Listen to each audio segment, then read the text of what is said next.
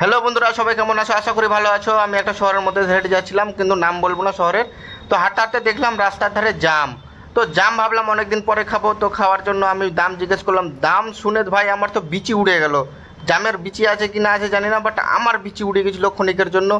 দাম হচ্ছে যে 260 টাকা কেজি। ওরে বাপ রে বাপ, জামের দাম!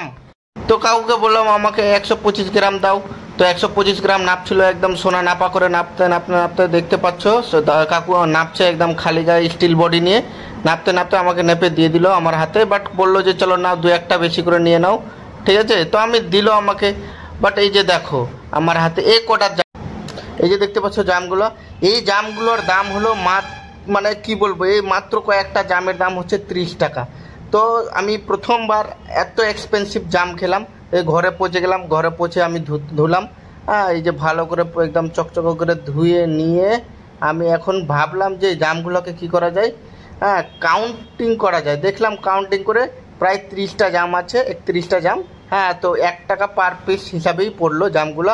কে এত এক্সপেন্সিভ জাম খেয়েছো আমাকে অবশ্যই কমেন্ট করে জানিও। ধন্যবাদ।